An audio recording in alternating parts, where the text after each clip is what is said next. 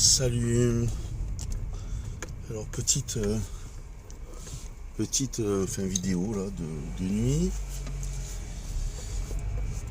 Je viens donc de voir de regarder donc un live de la chaîne de la dalle du peuple avec beaucoup de gens donc, qui étaient sur le chat et qui regardaient, et il était question donc de la pédocriminalité des réseaux, avec donc comme intervenante de marque Revaux de F-Society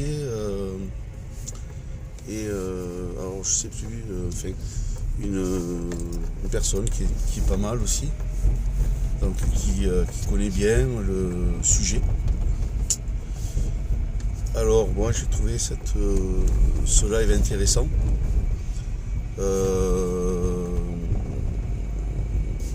Que rajouter de plus? C'est bien donc de mettre ce sujet, et puis donc de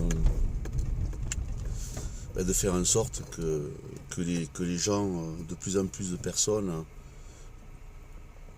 aient connaissance donc de ce qui se passe avec la criminalité en réseau, au niveau donc des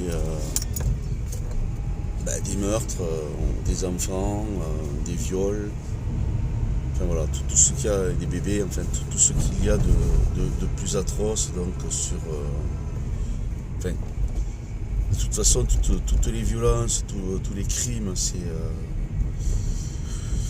atroce, et c'est sûr que donc au premier plan on met celui des enfants, puisque donc on viole l'innocence. Mais un être humain, il y a encore son enfant enfoui en lui, quoi. Donc il y a des choses qui se sont passées de par son vécu. Donc ils ont parlé donc de différents sujets, et à un moment donné donc j'ai suivi quand même les commentaires sur le chat, les réponses, pas de réponses. Il y avait certains sujets donc, sur lesquels ils étaient plus prompts de répondre. Et donc il y a eu des personnes qui ont parlé de Stan Mayo. Alors je sais pas trop, parce que j'ai pas suivi complètement. Il faudrait que je revisionne. Je pense que ça a duré un peu plus de 2 heures, je crois. 21h30 jusqu'à 19h30, non, jusqu'à 22h30, donc ça fait 3 heures, je pense. Bon, mais je voudrais féliciter l'équipe de la dalle donc pour avoir fait ça, ce live. Évidemment, je soutiens ce genre de live, même si je l'ai dit, je suis pas d'accord sur tout, mais bon, ça c'est un autre problème. On peut pas, je veux dire, aimer tout de tout le monde, quoi. Voilà. Donc moi j'ai dit qu'il y avait des choses qui me gênaient. Mais bon, c'est personnel. Il y a toujours des trucs qui me gênent, surtout avec sur un tel sujet aussi épineux. Voilà. Que dire de plus?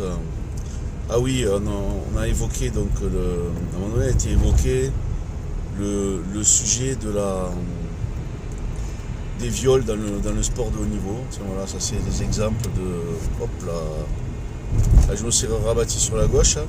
Je me le prenais, mais je l'ai vu venir, c'est de l'Ascar.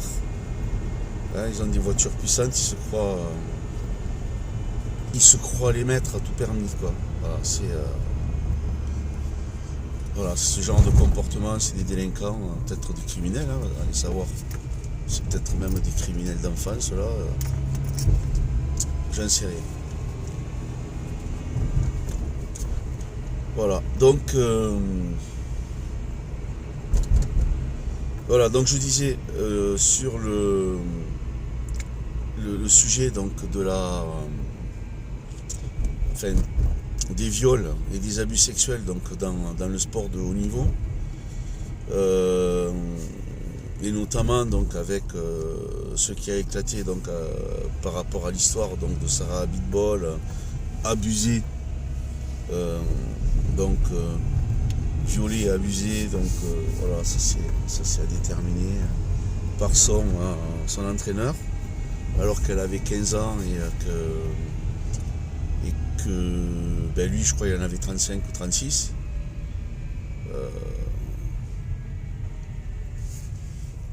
Donc je pense qu'à 30 ans on n'est pas un ado, hein, déjà. Et donc elle avait raconté comment ça s'était passé la première fois dans son dortoir, dans une vidéo. Il suffit de taper sur YouTube Sarah Abitbol et puis vous allez avoir toute une série de vidéos lorsqu'elle témoigne. Et elle raconte comment ça s'est passé la première fois dans le dortoir quand il est venu, qui venait donc surveiller, en fait, vérifier que tout le monde était couché, que les filles étaient pas avec les garçons, parce que bon, c'est des ados, des sportifs, vigoureux. Bon, on a été ados, on sait comment c'est. Et donc lui, il surveillait carrément les deux docteurs, même celui des filles. Et il venait avec sa lampe pour regarder. Et, c'est là qu'il est allé donc avec Sarah, qui était avec sa petite chemise de nuit, elle raconte. Elle dormait avec ça. Et bon, ben,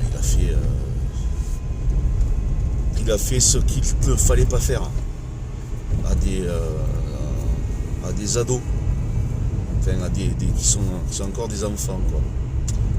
Voilà, donc cette histoire, hein, comme d'autres qui éclatent maintenant, puisque c'est dans le milieu de l'équitation, dans le tennis, il y avait déjà, comment elle s'appelait, Nathalie Tauziat, qui avait parlé une fois, donc qui avait fait un livre justement par rapport à son entraîneur, donc qu'il abusait. C'était il y a quand même pas mal d'années déjà, que ça avait fait un peu de bruit. Et bon, mais dans le milieu du sport, ben, ça existe comme partout. Et par rapport donc à cette histoire qui éclate, et vu la multitude donc d'affaires sur le sujet, enfin d'affaires de ce type, et notamment qui touchent donc, comme dirait Vaux, c'est un réseau. Alors ouais, un réseau donc surpuissant qui rapporte énormément d'argent aux criminels. Eh bien, disons que ces affaires, ça permet donc de mettre la lumière sur Sarah Abitbol, qui, j'espère, elle va avoir réparation pour ce qui lui est arrivé, même 30 ans après, même s'il y a prescription. Et donc ça permet donc de mettre la lumière là-dessus et d'occulter ce qui gêne au plus haut niveau. Voilà, donc c'est le commentaire que j'avais à faire par rapport à ça. A plus.